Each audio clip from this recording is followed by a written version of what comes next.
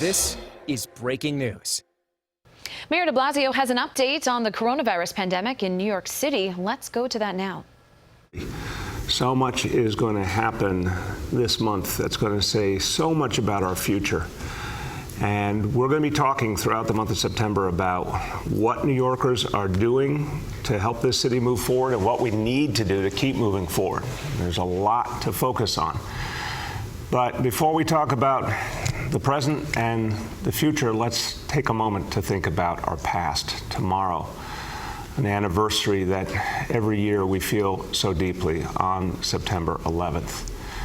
For so many of us, it is a very personal moment. For so many of us, it brings back the deepest feelings, what we felt that moment, what we felt that day. And it particularly brings back the memories of those we lost. So many New Yorkers have a family member, a friend, a colleague, someone in their life they lost. So many New Yorkers have come to know the stories of the heroes who served us that day so selflessly, and so many who have been lost even since then from the work they did that day and in the rescue and recovery efforts. This is an anniversary that brings out so much feeling. And of course, there's a lot of pain. But I hope people every year, and I hope tomorrow you will feel this as well, remember the heroism of not just our first responders, but everyday New Yorkers as well. The compassion, the strength, the resiliency this city showed in our most difficult moment. We will always remember the men and women who served us. We'll always remember the first responders. They are the best of us. But we also have to remember how this city showed the whole world the strength, the meaning of New York City. Each person there for the other, no matter who they were or where they came from, people united to see our community forward. And that spirit can never be forgotten. So tomorrow we mourn again. We honor those we lost, their greatness. We miss them. But we take inspiration from them as we move forward. And on that horrible day, we never could have imagined this moment in history. But I think those heroes we lost would tell us to, once again, believe in New York City, believe in each other, and move forward. So God bless them all. And to all the families grieving again as we approach this memorial, God bless you. Well, as I said, this month, now in 2020, this month will be so important to everything that happens in the future of this city, because we are talking about the beginning of our rebirth. That's what September 2020 will be. We're coming off the summer. Kids are coming back to school. Businesses are reopening. We're fighting back the coronavirus. We are leading the nation in showing that we can get it right. So there's so much we have to do right now. But there's also something going on in this month that will determine much of the future of our city. And it still doesn't get all the attention it deserves. But it literally will determine so much of what happens over the next decade in this city, and that is the census. 20 days to go. Less than 3 weeks to go. Now, again, I don't blame a single person who says, what does the census mean to me? Why is it such a big deal?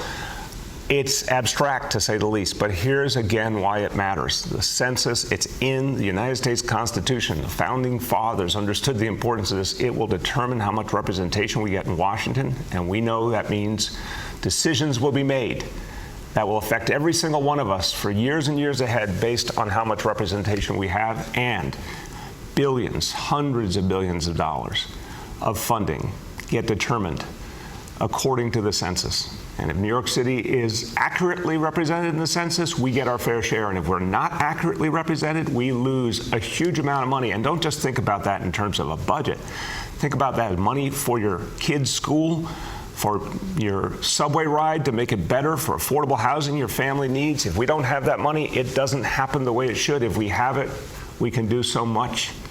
But it all depends on the census, and only 20 days left. Now, where do we stand? As you can see, We've made some progress, and our census team is doing a fantastic job going out to the people of this city, but we're still behind the national average, and that's what matters here, how we compare to every place else.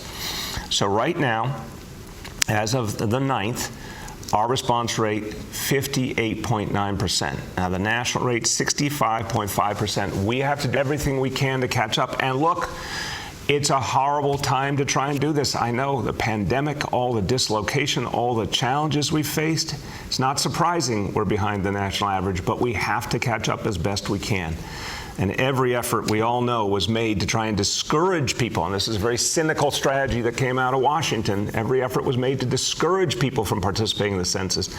Changing the rules, changing the questions, changing the deadline, and particularly attacking immigrants and discouraging them from participating. But you know what? Again, the U.S. Constitution says everyone should be counted, regardless of where they come from, regardless of documentation status. So we need to get that word out.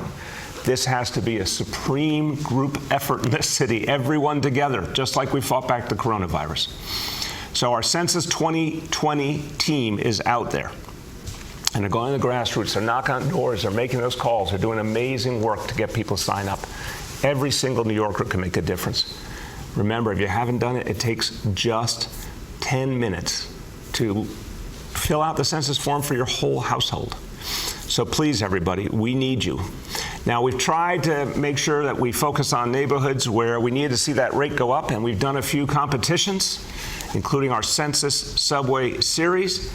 And last week's contestants were Midwood, Brooklyn versus the Upper East Side Battle of the Q Train.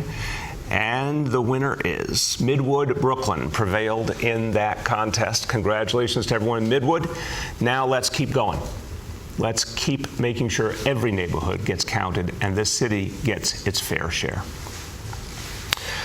All right, now let's go to some important news from the last 24 hours. Again, absolutely crucial to the future of the city, is bringing back our economy, bringing back people's livelihoods, making sure that folks have an opportunity after all we've been through to put things back together and move forward.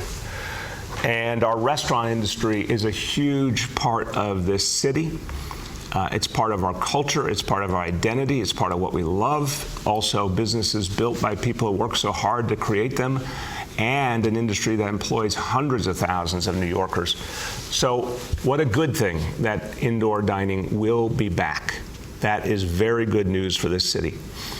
But I have to emphasize, and I think throughout you've heard me say, with every part of the life of the city, every part of our economy, we have to put health and safety first. We have to be careful. So as indoor dining starts to come back, it will come back with rigorous safety measures, with real limits, with careful inspections, because we have to get it right. A lot of conversation over the last few weeks with the state. This was something where a lot of work had to be done to make sure that we balanced the needs, the real needs of the restaurant community, the workers, the owners, the communities that love the restaurants, with that thing that we want the most, the ability to beat back the coronavirus. Every New Yorker I've talked to starts with wanting to defeat this disease and recognizing how far we've come. And when I talk to people from around the rest of the country, there's a certain amount of awe at how far New York City has come in terms of beating back this disease, going literally from worst to first. And we've got to keep doing that. So one of the things that I pushed very hard and my team pushed hard in these discussions with the state was tight restrictions and smart rules and a careful assessment of how we are doing. So we're talking about, to begin with, a maximum 25% capacity in restaurants, tables at least 6 feet apart. There will not be seating at bars in terms of the bar tops, and then a bunch of additional safety measures, temperature checks at the doors, of course, PPE for all employees provided, regular information kept to make sure there can be testing and tracing as needed. These precautions are going to be necessary because, unfortunately, what we've seen around a lot of the world is indoor dining has had a direct connection to some of the resurgences we've seen, particularly most recently in Western Europe. So we have to keep a close eye on this. And I believe firmly that we need to watch our overall trajectory of this disease, and if we get to 2% infection rate on a regular basis on that 7-day average, at that point we need to immediately reassess indoor dining. Hopefully we never get there. Hopefully, in fact, we go in the other direction and get better and better all the time. So it's great that indoor dining is back, but we're going to be very careful, and our health team will certainly emphasize this. We're going to be very careful to make sure it's done right. Now, talk about doing things right.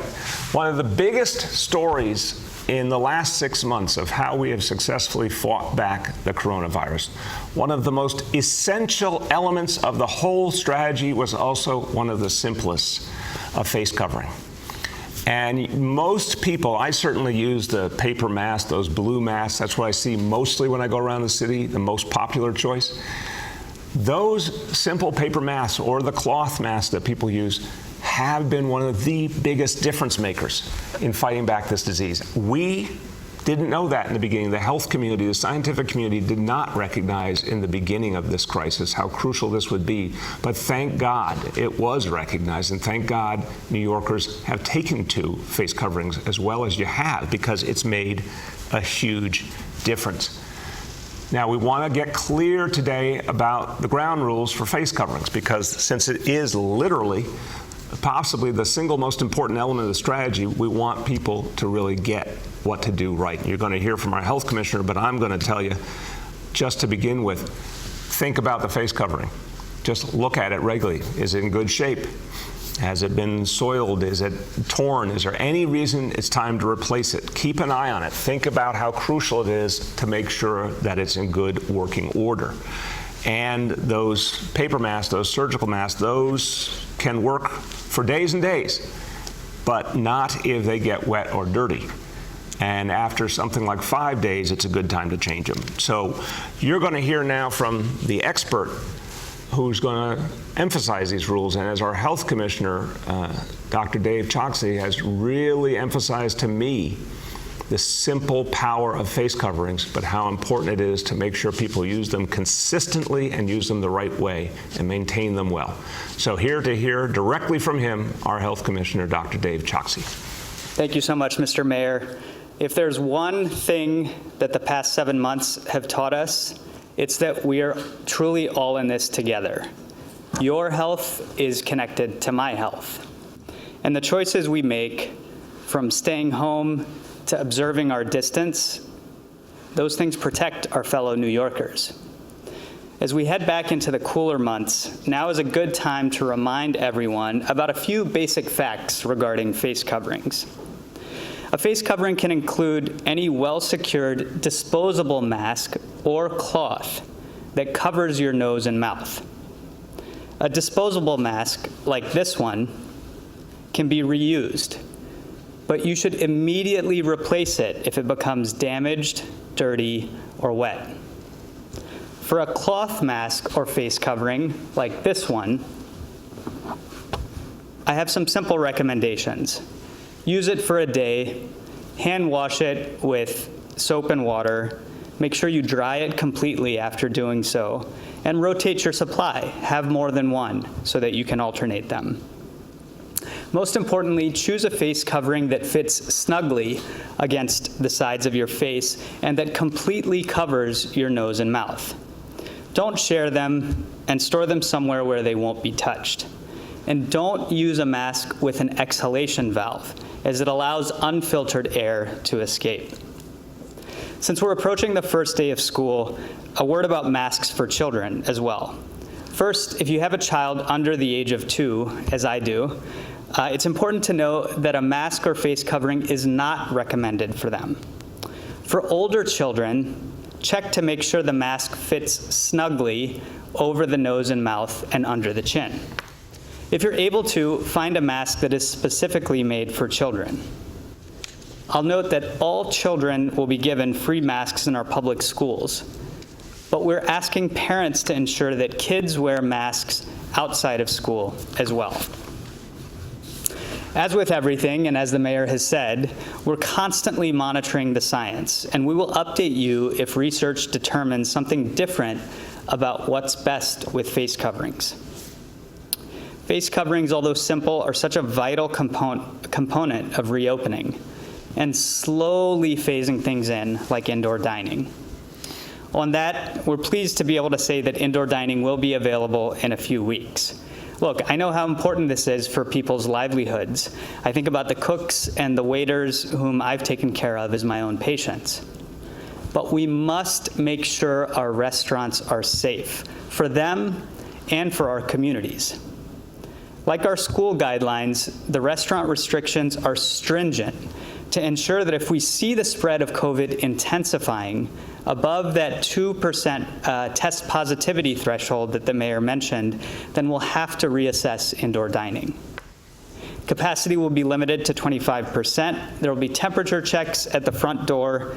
Tables will be spaced at least 6 feet apart, and one member of the party will provide contact information to our tracers should they need to reach them. I know everyone is asking the same question. Is it safe? The short answer is that we are able to take these gradual steps because the level of COVID has stayed low. All of us have a role to play in keeping that level low. And it comes back to distancing, mask wearing, hand washing, getting tested, and staying home if you're ill. Thank you, Mr. Mayor. Thank you so much, Dave. And everyone, look, you heard from the city's doctor. What Dr. Choksi is saying is, let's get this right, and let's always focus on the facts, the data, the science. That's what's gotten us this far in New York City. That's what's going to take us forward. So I want to thank you, Doctor, you and your whole team, for always making these decisions with us based on what we are seeing, the pure, hard facts. And those facts will actually give us what we need to protect the people of this city. And that leads us perfectly to our daily indicators. Indicator number 1, daily number of people admitted to New York City hospitals for suspected COVID-19. The threshold is 200 patients. Today's report, 78 patients, and the confirmed positive rate for COVID for those patients is 10%. Number 2, new reported cases on a 7-day average. Threshold is 550 cases. Today's report, 213. Number 3, percentage of people testing citywide positive for COVID-19. The threshold is 5%. Today's report, 1.09%. Now, a few words in Spanish. Hoy anunciamos que se va a permitir comer dentro de los restaurantes de la ciudad de Nueva York a partir del 30 de septiembre. Los restaurantes tienen que seguir medidas de seguridad, incluyendo distancia social y menos mesas. Queremos que las personas puedan volver a trabajar en los restaurantes y ganarse la vida de forma segura. With that, let's turn to our colleagues in the media, and please let me know the name and outlet of each journalist. We'll now begin our Q&A. As a reminder, we're joined today by Commissioner Choksi, Deputy Director of the New York City Census, Amit Baga, and Senior Advisor, Dr. Jay Varma. The first question today goes to Erin from Politico. Good morning. I have one question about the homeless men who were moved out of the hotel. We understand that your Social Services Commissioner, Steve Banks, opposed this policy. I'm wondering, is that accurate? And if so, why did you disagree with his view? No, it's not accurate. It's just not accurate. It's been an ongoing conversation, and one of the things, I've talked to Commissioner Banks about our bigger policy approach here for now over 3 years has been to get out of hotels, to get folks into shelter facilities. The only disruption we had was at the worst of the pandemic. And now that, thank God, the worst is behind us, and as has been reported, there's fewer and fewer people in shelter, more room to work with. It's exactly the time to start getting out of hotels. All right, thank you. And then a question about indoor dining. Dr. Choksi sort of threw out the question that everyone's wondering about, is it safe? I didn't hear a direct answer. I'm just wondering, as a matter of guidance, do you think that this is a safe activity for people to engage in? Would you recommend people go to their restaurants indoor when this happens? And also that 2% trigger, has the governor agreed to that? It sounds like that's a reassess as opposed to a firm trigger like with the schools. So what exactly is the policy on that? Okay, let me speak to the second part, and then Dave can speak to the first part there about his advice to people how to approach indoor dining. And look, again, I'm someone who loves deeply going to the restaurants of our city. I am thrilled at the notion that restaurants can start to open up indoors. But I'm first and foremost concerned about the health and safety of all New Yorkers and moving the whole city forward. And that's why I take a very cautious view here. So Dave can talk to you about the individual experience. I'll talk to you about the overall situation. We had good conversations with the state.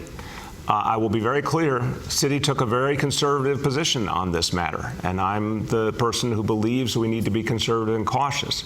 So from my point of view, I think you're right, Aaron, to say there was not a hard and fast rule in the state guidance. It was acknowledgement of an infection rate between 2 and 3%.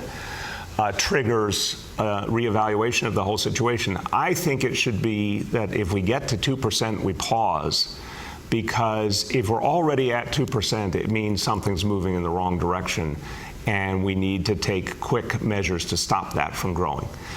So I want to be very clear about that. Job one is to beat back this disease successfully so all of New York City can come back to life.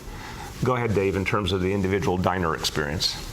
I would echo the caution that you're mentioning, Mr. Mayor, for the individual dining experience as well. So the things that will make it more safe are the ones that we've described. But it's very important that there is strong adherence to those measures. The most important ones are ensuring that there is sufficient distance between tables, at least 6 feet, making sure that people are wearing their masks and face coverings except when they're unable to because they're eating and drinking, and really importantly, making sure that we take the steps to protect the staff who are in restaurants, who are there almost every day for their occupation. So all of those things taken together will help make it a more safe dining experience, and then we have to continually monitor, as the mayor has said.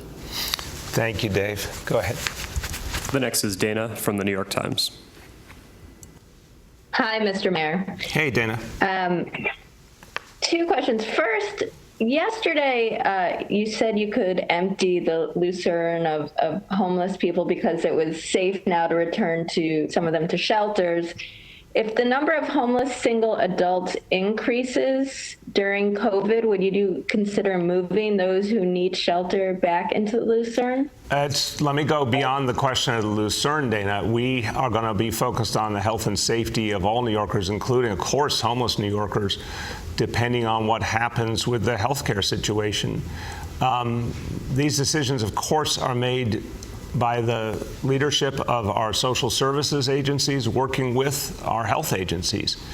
And what happened, which I think was unexpected, is the number of people in shelter declined substantially. So there was a lot more space in our traditional shelters. And we have different kinds, congregate and non-congregate. But the point being, we had space available in the places where services are provided, where we expect to be able to do the best to support homeless folks. We never intended to be in hotels on a long-term basis. In fact, our policy is the opposite. So we would like to be out of hotels. I mentioned not only the Lucerne and the Upper West Side, but we have the situation in Queensbridge in Queens, Southeast Queens as well. We want to get out of hotels progressively. But if the healthcare situation ever demanded that we needed to use hotels again, of course we would. Thank you. And then on a different topic, as far as schools reopening, I mean, what should parents expect in terms of how many positive cases? I mean, because invariably there will be some positive cases, right? So how many should be expected during the first few weeks of school, and what numbers would constitute like a success or a failure? Like how many is okay and how many, becomes problematic? Right. 2 very fair questions, Dana, that everyday people have every right to think about and ask, but I think both are hard to give you a very tangible answer to for real reasons. First, what do we expect? We don't have a perfect way to expect here. It really depends so much on individuals. You've got, I think, folks in the school communities who are really going out of their way to be careful. We're emphasizing strongly that people need to watch for symptoms, get tested in advance. I think people are doing that. So I think you're going to see a lot of care taken in terms of health and safety. And that makes me hopeful that, although you're right, of course there will be some cases. It's normal that there would be. We'll see a good experience here. In terms of, what kind of standard to hold for the whole system, I think we're going into something that is different than any experience we've had before.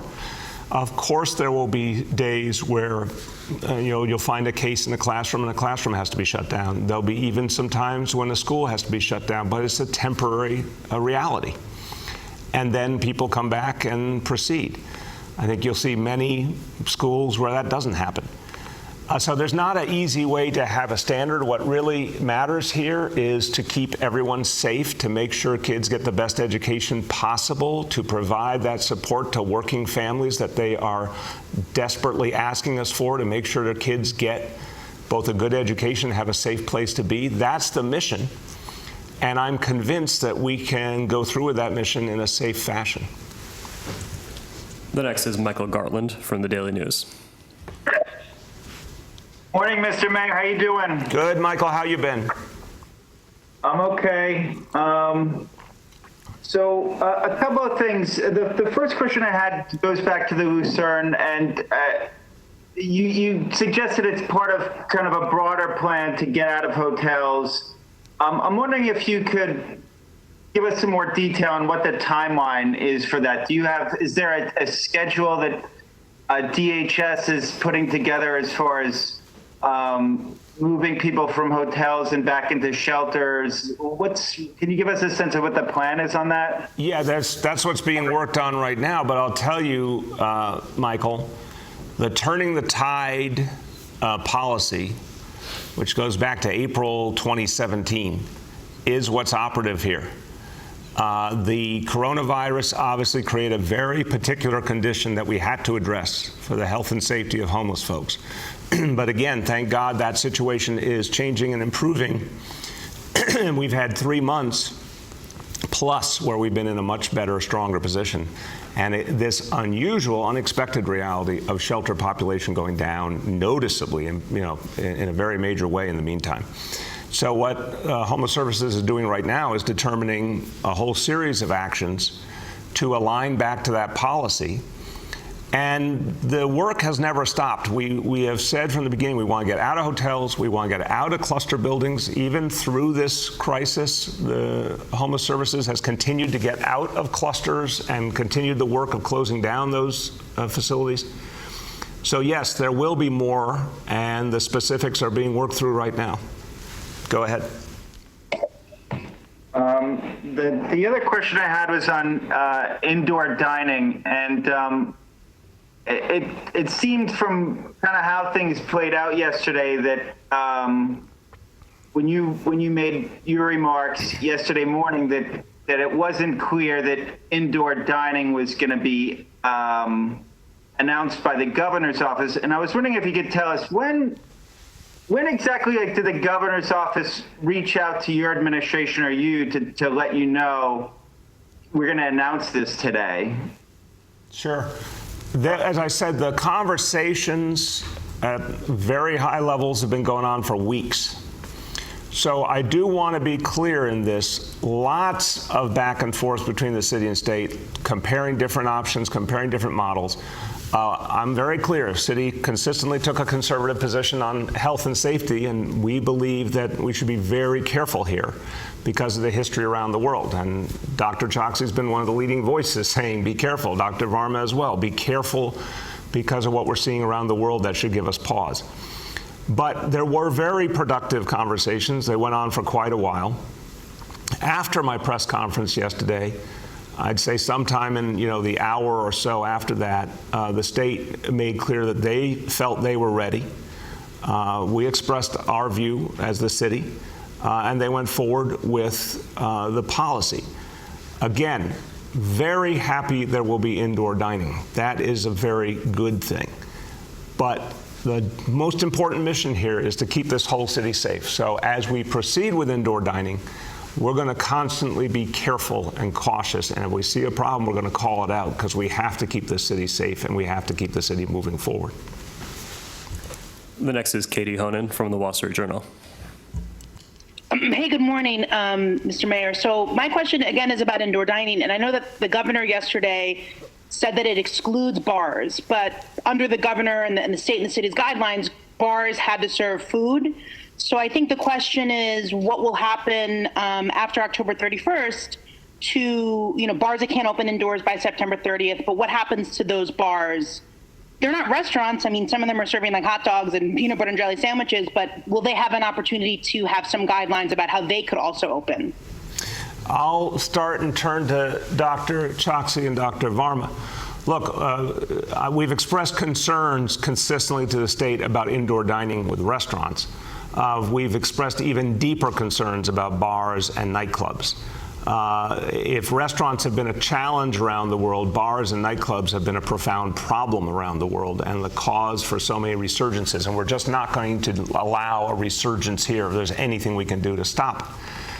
So my view and my understanding is that bars are entirely separate here. Yeah, of course they can do the outdoor dining as long as that's available, and they can do the takeout, but that they're going to be treated differently in terms of indoor. But Dr. Choksi, and then see if Dr. Varma has anything as well. Yes, that's exactly right. Bars and nightclubs are in one of the highest categories of risk when it comes to coronavirus transmission, and so we have to proceed with the utmost caution there. When we look at the weight of the evidence that we have about how this has worked around the world, and we're paying particular attention to the resurgences that we're seeing in Europe, in Spain and France and Italy and the UK, many of those cases can be traced back to bars and nightclubs. That's true more broadly across the world as well, including in Asia. So these are all reasons for us to make sure that we bring a very cautious approach to that. Dr. Varma, you want to add anything? Nothing for me to add. Okay, go ahead, Katie. And my second question is about some high-profile departures from your administration this week. I know Catherine Garcia resigned. She had a bunch of jobs. She was very pointed in a resignation letter. Your Deputy Commissioner for Health and Human Services resigned on the same day. I'm reading about some DOE departures. I know you have still more than a year left of your tenure, but I'm curious if there should be some concern for everyday New Yorkers that there are people kind of heading for the exits, and especially people with very important pivotal jobs. I don't know if I've heard of who's going to replace Dr. Perea Henze for his position. So if you just want to speak, is it is it a crisis of leadership of people just sort of fleeing your administration? And Katie, I think you're leading the witness, Katie. No, of course not. This is a huge operation with a very deep bench. There's plenty of talented people here. There's plenty of leadership. I mean, I really have to emphasize, having now done this for almost 7 years, how extraordinarily strong the city government of New York City is, how many talented people are here, including folks who have given their entire life and career to the city of New York. No lack of talent. Some people who are leaving after fully 7 straight years of doing this work. That's a long, long time to be on the firing line doing such intense work. It's totally normal that people will seek other opportunities at a certain point. But deep bench, plenty of talent available to step up, and we'll announce new appointees as they're ready. The next is Henry from Bloomberg. Hello, Mr. Mayor. How are you doing today? Good, Henry. How about you? Doing pretty well. I have a question about the census, which, of course, is getting very acute. When you needed to test people in Sunset Park, you threw out all these numbers, 400,000 phone calls. You knocked on tens of thousands of doors, tested 10,000 people. Why can't a similar effort be done to collect census signatures, particularly in those zip codes where there's very low compliance so far? Well, I'm happy to say that's exactly what's been happening for months. And we have the Deputy Director of the Census with us, Amit Baga. I've actually been out with Amit, going door to door in Queens, seeing the direct frontline efforts, which are extraordinary, and the work that's happening with community organizations all over the city. So, Amit, why don't you give a flavor of that, but also some of the numbers of just how extensive the outreach has been over recent months? Thank you so much, Mr. Mayor, and a great question. As the mayor mentioned, our outreach has been very extensive over the last several months. Immediately when COVID hit, we pivoted to doing a very significant amount of phone banking and also text banking using a peer-to-peer texting platform. Through our phone banking platform, we have now we've placed more than 3 million calls to New Yorkers to remind them about the census. And through our texting service, we have now also sent more than 5 million texts. Collectively, we have reached hundreds of thousands of New Yorkers directly, and I can get you the exact number immediately after the avail. And what this has shown us is that even despite the fact that we were unable to conduct in-person outreach as a result of COVID-19, that the tactics that we have implemented have been successful in reaching New Yorkers despite the situation that we find ourselves in. I should also note that for the last several months, our team, as well as the teams of our Complete Count Fund awardees, have been visiting food distribution sites, dozens and dozens of food distribution sites across the city, where we are working with New Yorkers in linguistically and culturally competent ways to help them fill out the census in person, on site, in real time. We've helped thousands of New Yorkers complete the census in this way. And while it's been devastating to see just the desperation and the food insecurity as a result of the pandemic, we've been able to ensure that we are helping New Yorkers in need complete the census in that way. Thank you, Amit. Go ahead, Henry. Okay, I'm curious as to why it still seems to be an acute problem, but I want to go on to... Well, actually, Henry, can I stop you? I want to hear your next question, but I want to just say the challenge always is that people are always hesitant, it's understandable, to engage on something like the census. I mean, when you look at the national rate, it's telling. Why is the country, after all this, not even to 2/3? We're talking about the combined average of the entire country, because a lot of people are, not comfortable opening their door or taking that call or giving up their information. But on top of that, the incessant efforts to discourage, particularly immigrants, of course that's having a toll here. It's been for months. Remember when there was going to be a citizenship question, which hadn't existed for 70 years on the census? Suddenly, President Trump insisted on the citizenship question. There's been a lot of messages that have discouraged people from participating.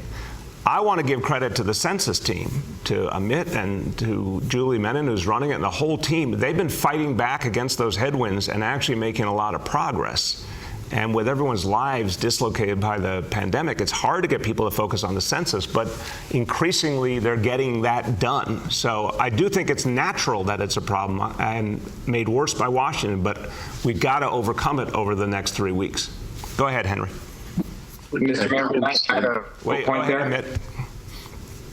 So, Henry, I just want to point out, over the course of the last several months, if you look at the trajectory of New York City's increase in terms of census self-response, we are outpacing every other mayor in the nation. Between May and the end of August, our self-response increased by close to 13 percentage points, and our closest competitors, Fresno and I believe El Paso, were actually several percentage points behind us. And I actually think it's worth noting that as of yesterday, we are now ahead of Chicago, which was 4 to 6 percentage points ahead of us this entire time. So what we know is that the tactics that we have been deploying on the ground, phone banking, text banking, in-person interactions, very heavy advertising as well, thanks to the mayor's leadership and his investment on the census, really have been working.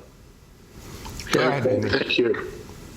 Thank you for that. My next question has to do with the budget and the looming layoffs and your resistance to the Citizens Budget Commission, which you feel is too austere in their point of view. But what's more austere than cutting the grass in parks, or cutting the police department, or the EMT personnel? I mean, what they're calling for basically is to reduce the workforce by roughly 9,000 people, which is less than half of what's attrited every year. They're calling for some union agreements that would contribute to their health insurance premiums like everyone else does.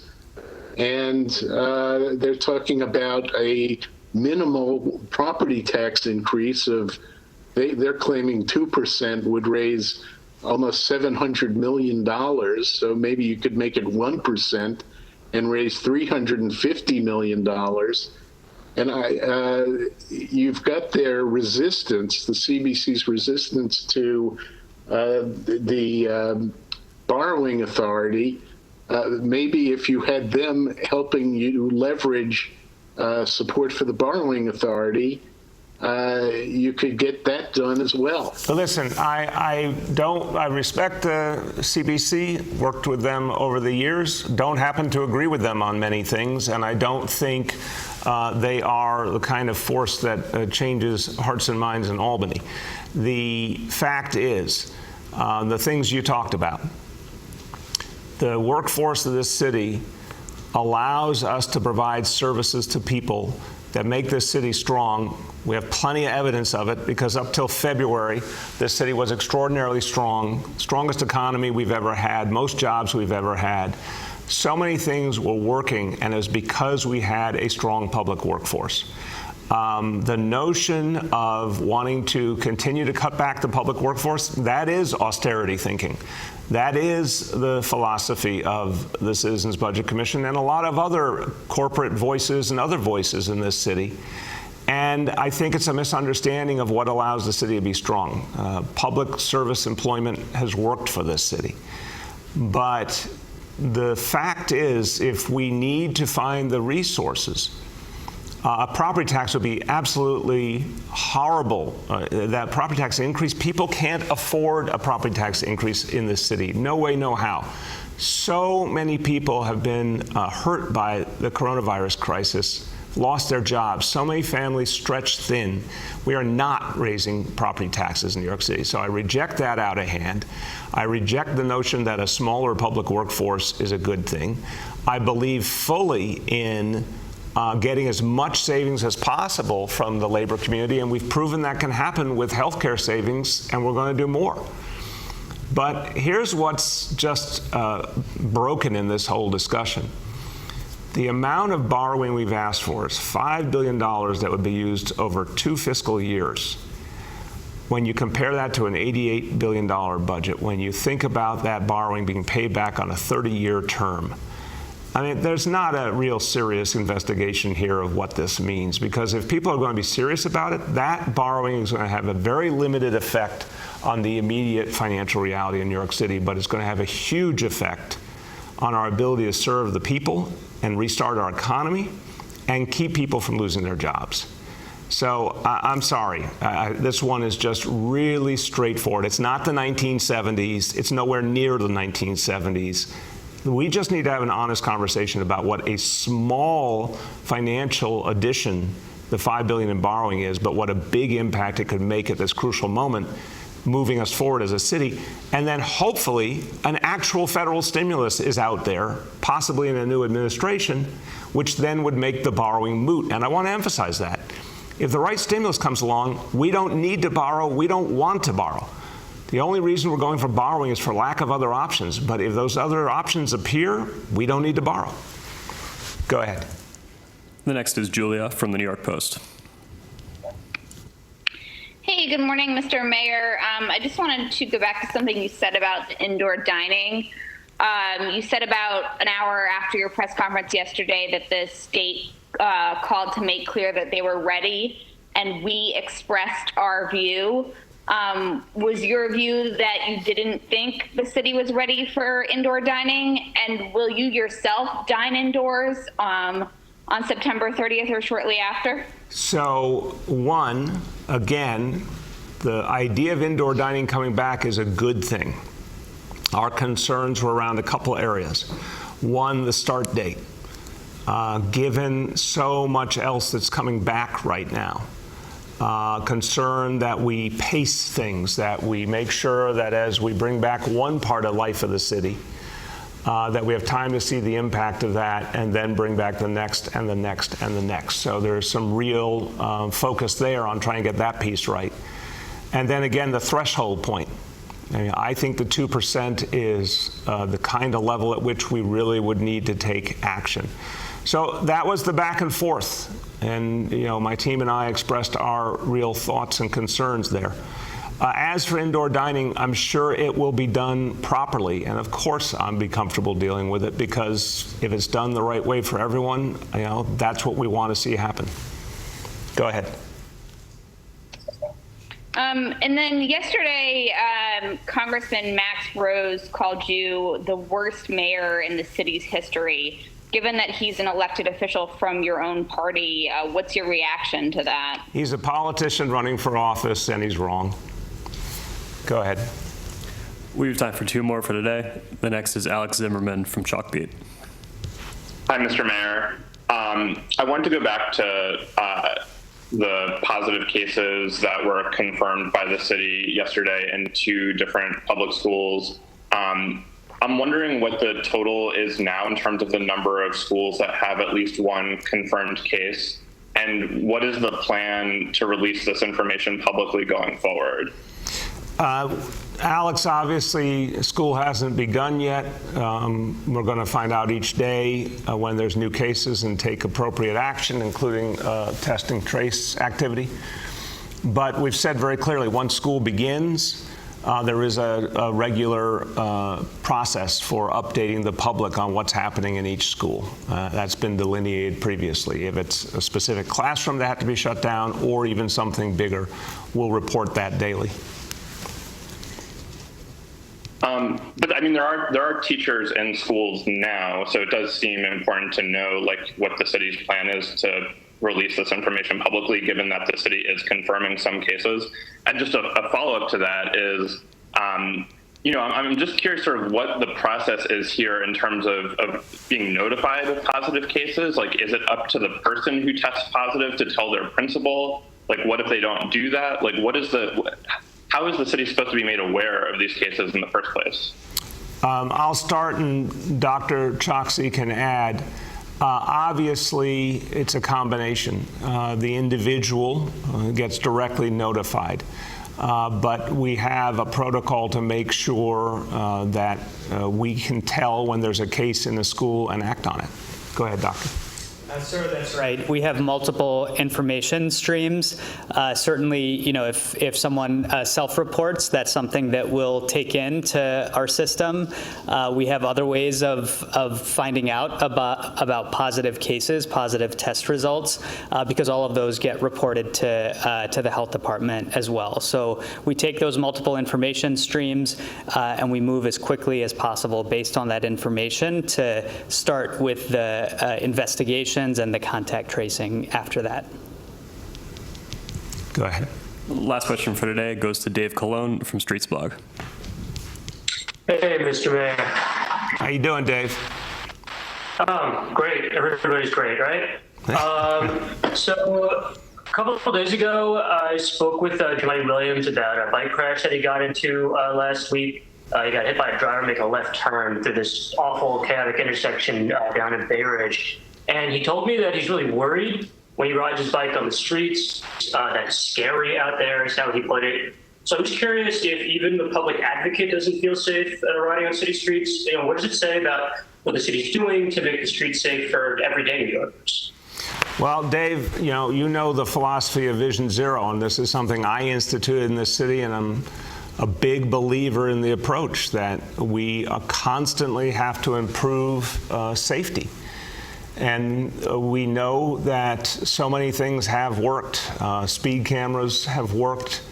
All the additional enforcement activity has worked. Clearly, as we've expanded bike lanes, giving more and safer options, and the restructuring of intersections, redesigning, all sorts of pieces have been working and just need to continue and deepen constantly. That's the entire philosophy of Vision Zero.